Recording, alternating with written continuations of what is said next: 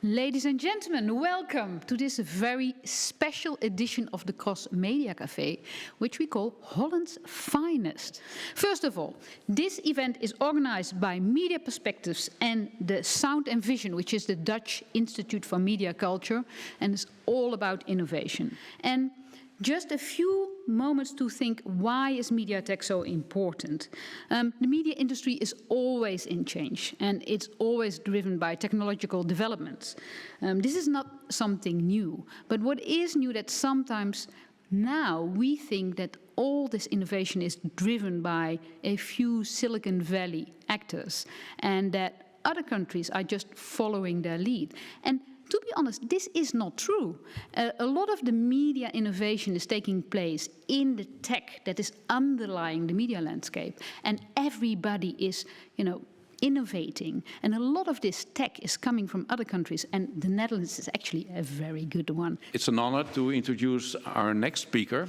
She is a serial entrepreneur, a serial investor, stimulates investing and entrepreneurship in the media in the Netherlands like hell. I think we are very honored to have her here. Her name is Janneke Niessen, and I give the floor to you. Thank you so much. Thank you. Why you should start but not stay in the Netherlands, and why you should always return.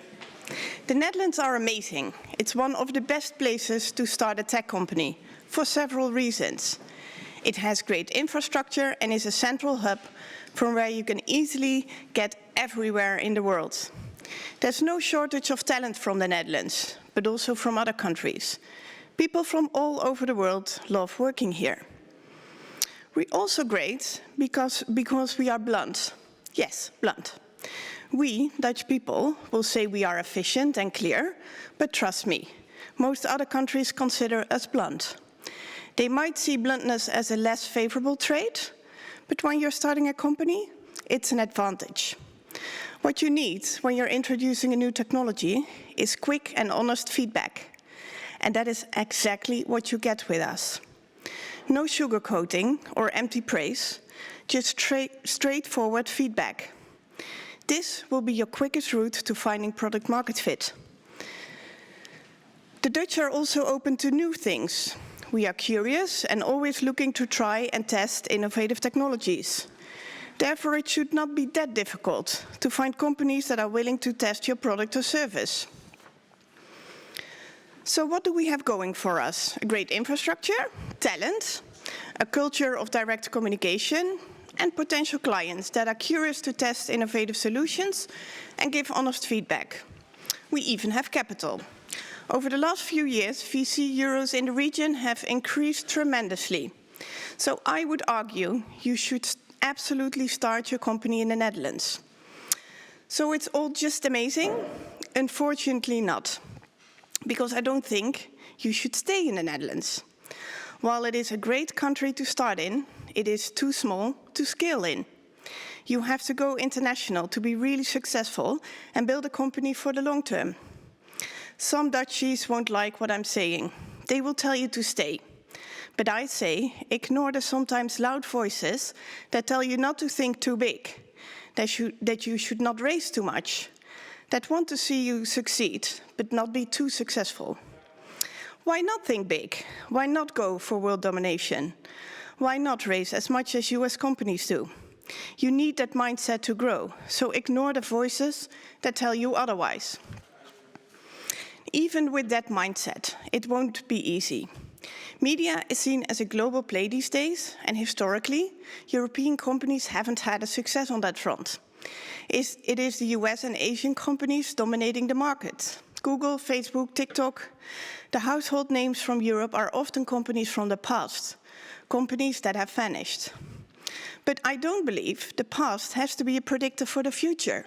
In fact, innovation is about doing things that have not been done before, have a different experience than everybody else, and build from that experience. In tech, the focus has been on unlimited growth, almost at all costs. But the downside of that approach is visible every day. Now we're seeing more focus on privacy and the impact of certain choices on all stakeholders, not just a focus on shareholders. And this is where we are ahead in Europe. We have that way of thinking in our DNA, and we should benefit from that moving forward. There's no reason why we should not be the frontrunners in this development and show the world how it's done. We should be the ones who set the example for the future. Another area where we should lead by example is diversity. With our progressive mentality, you would expect us to be doing quite well here. But in fact, the Netherlands is doing really bad on this front. The reality is that no country is doing great. Some countries do less worse, but nobody should really applaud themselves. A lack of diversity has consequences. Technology plays an increasingly important role in all aspects of our daily life and work. There's an unlimited amount of examples where a lack of diversity leads to products and services that are not inclusive, that exclude or discriminate certain groups of people or favor others. Diversity is the right thing to do for creating an inclusive society. But not only that, it is the smart thing to do. A diversity of perspectives not only makes things fair, but also leads to better companies, superior solutions, and more powerful results. While you are building your global empire, don't forget to take this into account.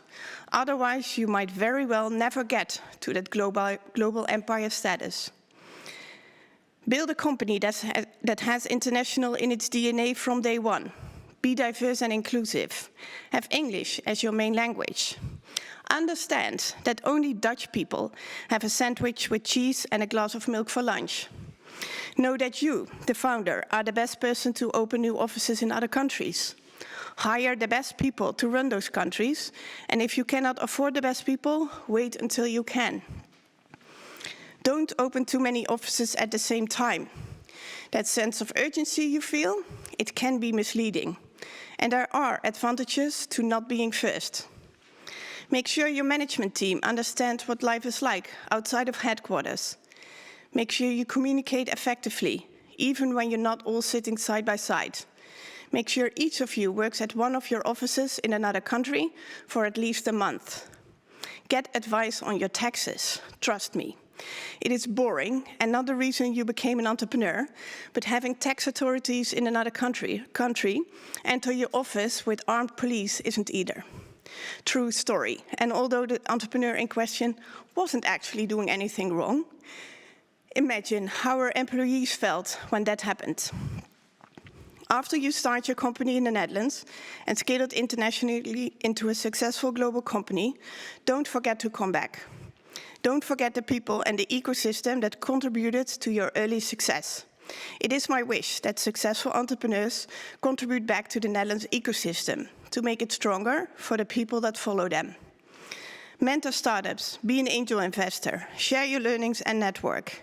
Choose something where you add value. If we do that, we will create a hub that is recognized, loved and feared international. We will set the standards for others. We will build a hub that nobody can ignore, and we will ensure Holland's Finest is synonymous with the world's finest. Start in the Netherlands, don't stay, but always come back.